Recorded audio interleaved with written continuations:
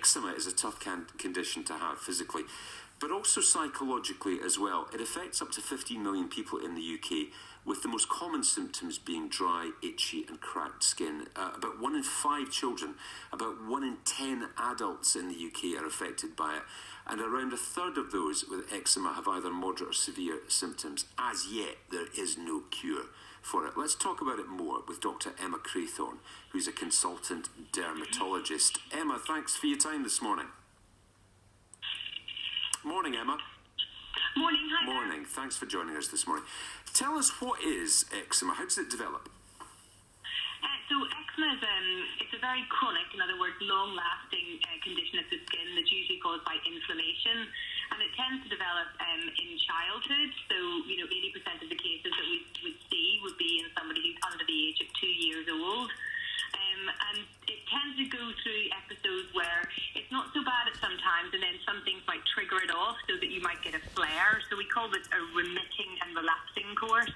And there's lots of different things that can trigger it. For example, allergens that we see in the air, like dust mites or pollen with hay fever, and these can often make things a little bit worse in terms of our eczema. But eczema tends to be an itchy condition of the skin, and it can leave the skin looking a bit dry and slightly scaly. And then because the skin is itchy and we scratch it, and because it's got a slight break in the skin, then these children or adults are more at risk of increasing in infection. So it's very important when we're thinking about treating eczema that our main concern is that we're trying to improve that barrier function of the skin so that the skin can be calmer and keep all the good things in and stop all the bad things that are kind of in our environment from irritating our skin further. Emma, affecting 1 in 5 children and 1 in 10 adults. So children kind of grow out of it, or a lot of children grow out of it? Yeah, they do. So most children will actually grow out of it entirely. So often it will start off in a baby, and you might see a bit of irritation on the cheeks or on the scalp. And then as children get a bit older, around the age of 5 or 6, 7, it starts to become in those more flexural areas. So in other words, behind the knees or at the elbows. And then it can spread around the body thereafter into adulthood. But what tends to happen is that most children have grown out of it by the time they get to their early teens. It's really important to try and control this eczema, but whenever we do see it in children, because we do know that there is this association with having eczema as a baby and then going on to develop something called the atopic march. In other words, then increasing your risk of developing asthma and hay fever. So we believe that by controlling our eczema in our young babies and young infants, that then means that they potentially will reduce their risk of developing asthma and other kind of allergies as they get older. And no cure for this, Emma, but what treatments are available? So there's not a cure for eczema as such, because we're kind of born with the skin that we have, but we can control things, and that's often the case with many of the conditions that we see in dermatology. So it's about understanding the disease itself, and particularly in children, ensuring that the parents understand that, because it's quite hard work for a parent of a child with eczema, even in terms of sleeping, because often it can be worse at night time. So this is about trying to, first of all, improve the barrier function of the skin. In other words, letting the skin be as good at protecting itself as possible, and that's typically with the use of emollients or moisturizers. And it's very important for us to find the right moisturizer that we like to use.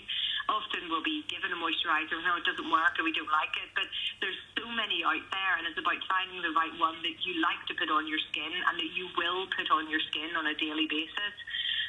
So that's the first thing, is trying to prevent these flares. And then once we have the flares of eczema, it's very important then to control those, and typically we use topical steroids. And we use topical steroids in various doses depending on which site of the body it is, and they can be used to control the disease so that we can get back to just using our emollients or moisturizers again. Sometimes it's also helpful to try and identify if there are trigger factors. So for some children, things like food allergy might be. This is a very small number of children, I just want to highlight, but for some cases that might happen, and therefore it'd be important to try and determine if the child does have any food allergies. Other airborne allergies, so things that we see in our environment, if we can identify what those are to reduce the triggers. So we know what to do to prevent it, and also certain things to try and stop these flares from coming. It's also super important that we try and identify if a child or an adult is at risk of infection because our eczema is out of control. So it's important to highlight these. And then other things like even dry bandages at night time can often be very helpful to stop that scratching and help the skin to feel cool throughout the night so that everybody can get a better night's sleep, which also then helps our stress levels. Yeah, well, from the whole family's point of view, and that's what we're going to talk about next time. I want you to stay with me because we're going to talk to someone who's been through the experience of having it in the family and the impact that it's had. The conversation this morning so far has been with Dr. Emma Craythorne, who is a consultant dermatologist. And now we're going to speak to someone who knows what it is to have it in the family. Magali Redding is founder of Eczema Outreach Support, based here in Scotland. Magali, morning. Your experience has been through your daughter, hasn't it? That's why you set up this group. Tell us about what she's gone through with eczema. Hi, good morning. Yes, that's right. So my daughter Gail was diagnosed with atopic eczema, or atopic dermatitis. It's the same thing. Age 2 months old. So she was so tiny, and her skin was really, really terrible. Came at a complete shock to us. I had no idea what eczema was. There was no eczema in the family, actually, although there were all other conditions, which, Emma explained, asthma and allergies, these kind of things. So it's all connected.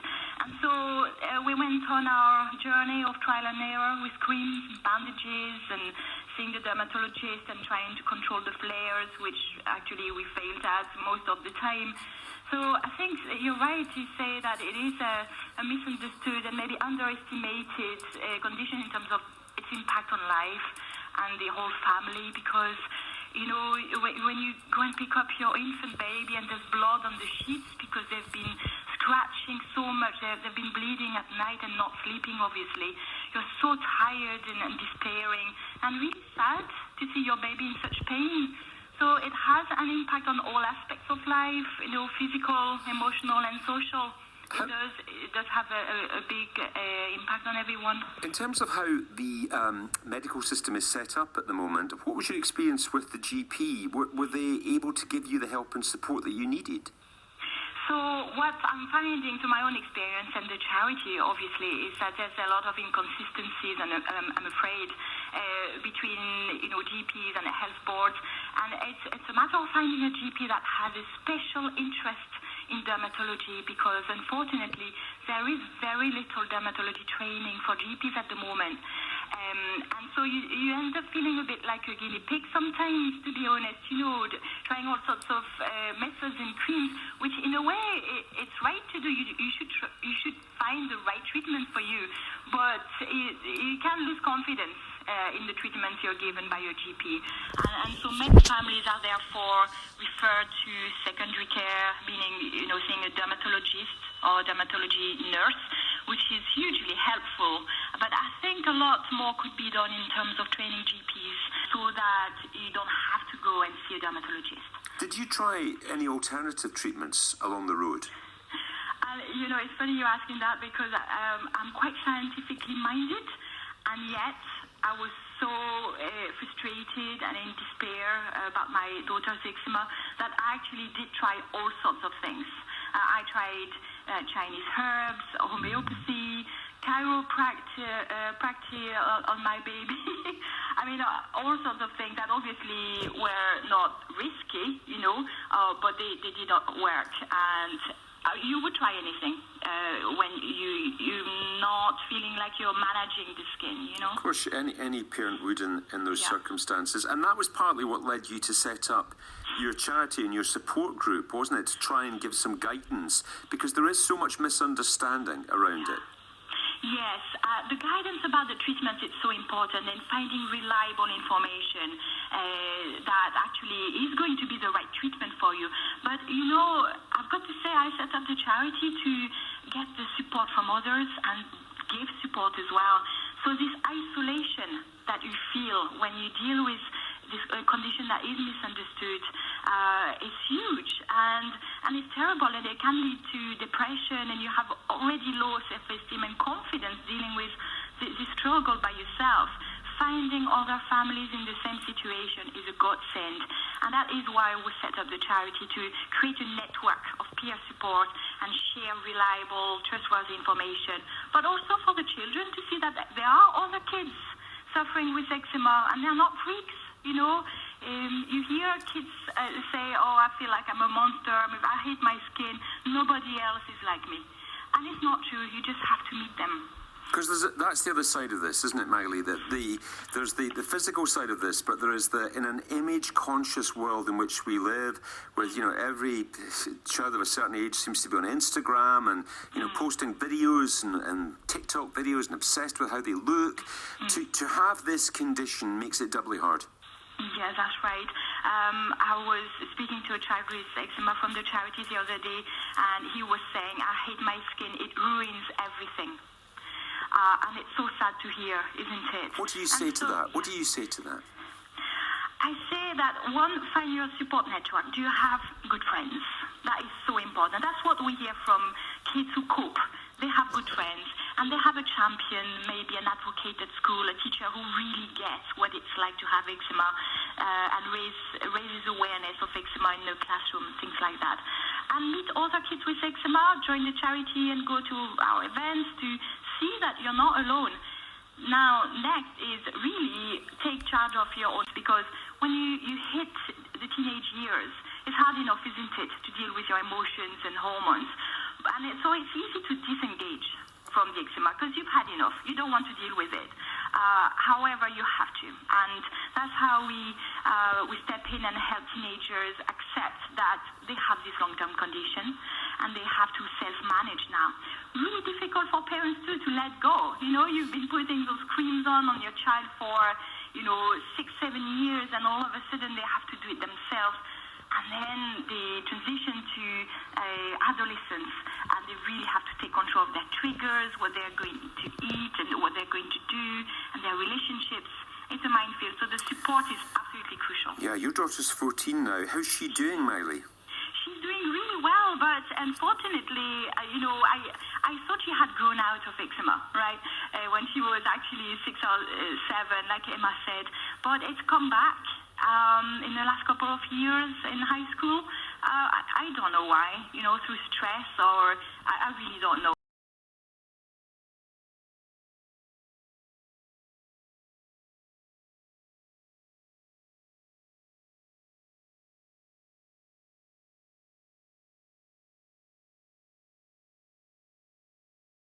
Treatments, because when you hit the teenage years, it's hard. We've got Dr. Emma Craythorne on the line, who's a consultant dermatologist, and Magali's been telling us about her family story. Angela is on the line from Edinburgh this morning. Morning, Angela. Oh, hi there, good morning. Morning. You've got a wee 6-year-old, haven't you? Your daughter has eczema. Yes. Tell us about your experience. What's it like living with it? It's hard. She's had it since she was a baby, so when she was a baby she had like really bad spots on her face and on her head and on her body, and now she's sick. It's still here. It flares up really bad when she's not well, and at night time it comes like open cuts on her legs and on her arms. When she goes swimming lessons, it really flares up, and it's a shame because she loves swimming lessons and she cries, and it's hard. And how do you talk to her about it, Angela? That what we were hearing there from Magali about, where children just feel different, and no child wants to feel different. What do you say to your wee girl? Well, she's got 3 sisters who don't have it as bad as Layla, so she gets upset and says, why do I have to have this horrible skin? And you just have to comfort them and just say, you're not alone. She isn't alone. There's thousands of people out there who've got eczema. 1 in 5 kids, 1 in 10 adults. Yeah. It's so common. I'm hoping when she's older she does outgrow it, but I don't know. I've tried everything for her, but nothing seems to work for her.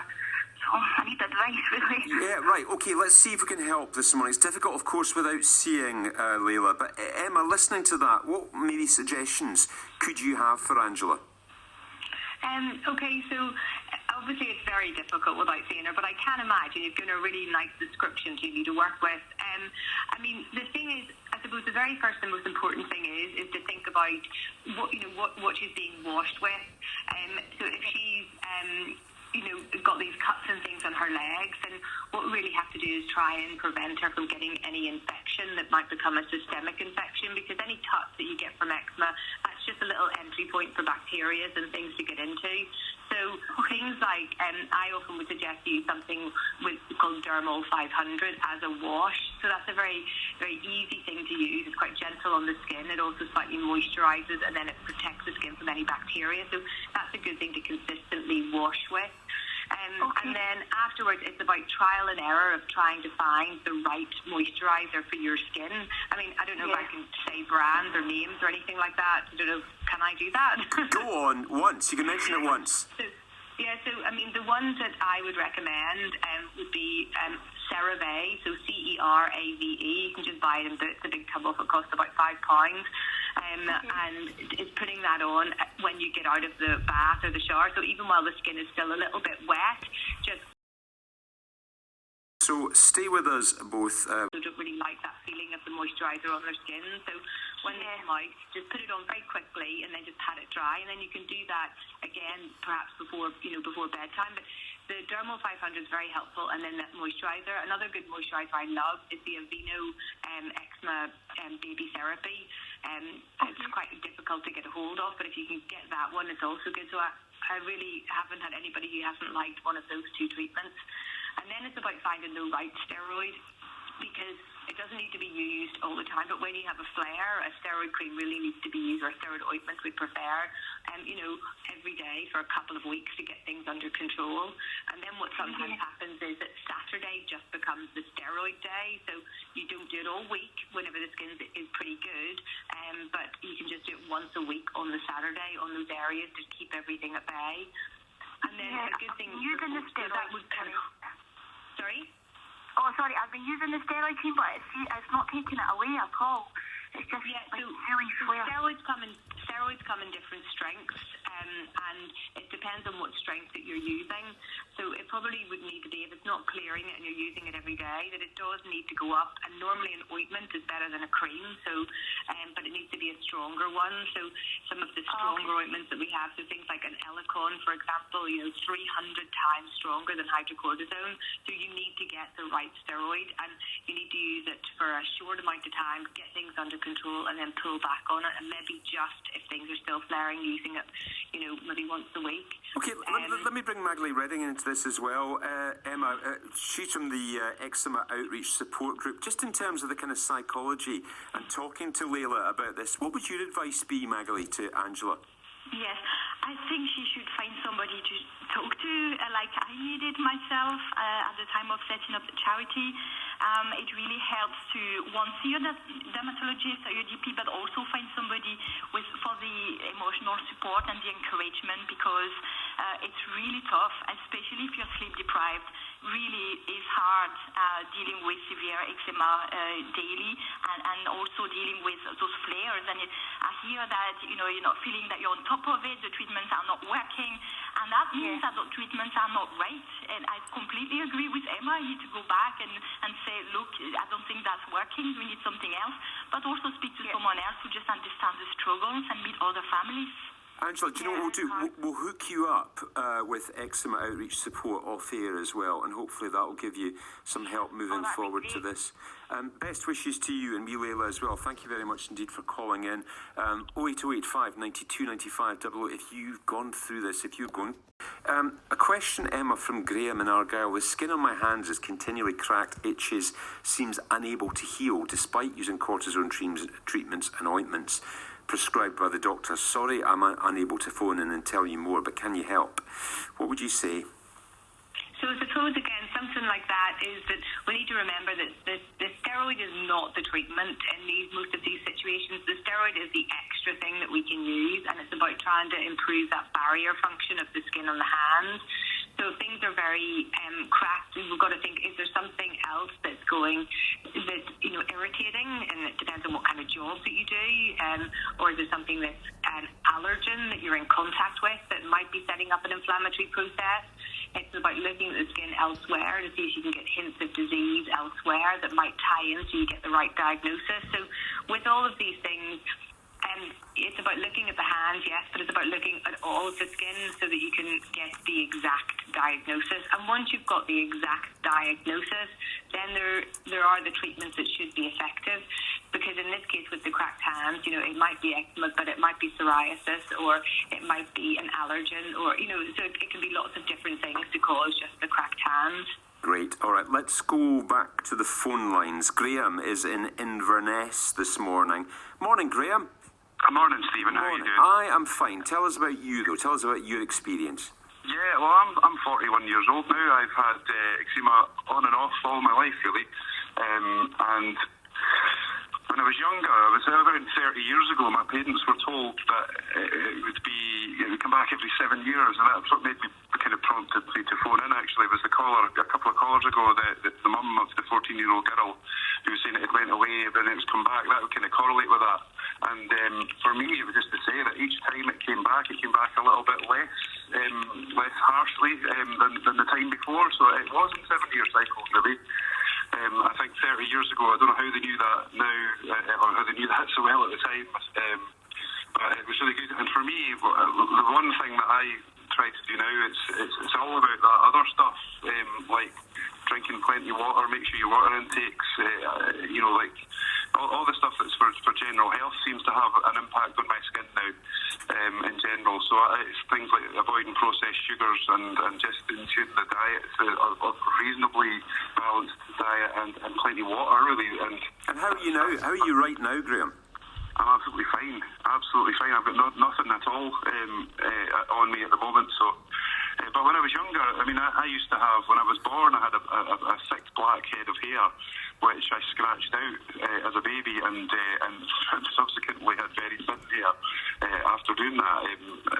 Apparently, it was really bad growing up, and there is light at the end of the tunnel. I hope for many. Oh well, that's a really good call to have as we're kind of wrapping things up. But Emma, have you heard about the 7-year cycle thing in your experience as well? Does that make sense? I have heard about it, but there's no evidence for that. We don't see that, but we do see eczema and other inflammatory conditions clear and then come back again. But there's no evidence for the seven kind of year thing from a science. When we look at kind of epidemiology. But good to hear light at the end of the tunnel, as Graham has told us here this morning. Graham, thank you so much for your call. And Emma, pleasure to talk to you this morning. We've had lots of calls and texts about this. I'm sure we'll talk about it again. Dr. Emma Craythorne there, who is a consultant dermatologist, and Magali Redding, who joined us as well, from the support group set up to help families tackling eczema. 80295 for your reaction to anything you hear on the programme. It's 10:51 on